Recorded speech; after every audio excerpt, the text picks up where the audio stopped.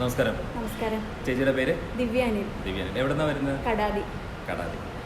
ആർക്കാണോ? മകനാണോ മകളാണോ? മകനാണ്. മകന് എത്ര വയസ്സായിപ്പോൾ? 12 വയസ്സായി. 12 വയസ്സ്. ഏത് ക്ലാസ്സിലേക്ക്? അവൻ ഇനി 6ലേക്കാണ്. ഏത് സ്കൂളിലാണ് പഠിക്കുന്നത്?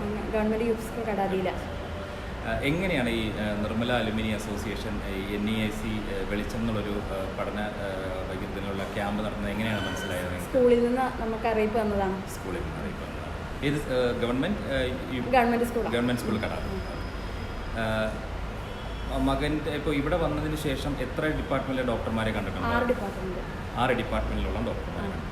എങ്ങനെയായിരുന്നു മൊത്തത്തിലുള്ള ചേച്ചിയുടെ ഒരു അവലോകനം ഈ ഒരു ക്യാമ്പിന് വന്നതിന് ശേഷം? വളരെ നല്ലൊരു അഭിപ്രായമാണ് ഉള്ളത്. എല്ലാ ഡോക്ടേഴ്സും വളരെ വിശദമായി ഓരോ കുട്ടിയും വളരെ വിശദമായി തന്നെ അവർക്കിടെ ഓരോ കുറവുകളും അവരുടെ പേരൻസിനെ ധരിപ്പിച്ച് ഇനി എന്താണ് ചെയ്യേണ്ടത് എന്നെല്ലാം വളരെ വിശദമായി തന്നെ പറഞ്ഞു പോകുന്നുണ്ട് അവർ എല്ലാവരും തന്നെ. അപ്പോൾ അതുകൊണ്ട് നല്ലൊരു ക്യാമ്പായിരുന്നു ഇത്. നമുക്ക് രക്ഷിതാക്കളെ സംബന്ധിച്ചിടത്തോളം നല്ലൊരു ക്യാമ്പ് തന്നെയാണത്. അവരുടെ ഭാവിയിലേക്ക് വേണ്ടിയിട്ട് അവർക്കിനി എന്തിനാ വല്ല ക്ലാസ്സുകളോ അങ്ങനെ എന്തെങ്കിലും കൊടുക്കണമെങ്കിലോ എല്ലാത്തിനും നല്ലൊരു ക്യാമ്പായിരുന്നു. വ്യക്തമായിട്ട് നിങ്ങൾക്ക് ഭാവിയിലേക്ക് എന്തൊക്കെയാണ് ചെയ്യേണ്ടതെന്നുള്ളൊരു ഒരു റെക്കമെൻഡേഷൻ ഡോക്ടേഴ്സിൻ്റെ സൈഡിൽ തന്നു. അവരുടെ കഴിവുകൾ അനുസരിച്ച് അവർക്ക് മുന്നോട്ട് പോകാനുള്ള എല്ലാ ഇതും തന്നിട്ടുണ്ട്.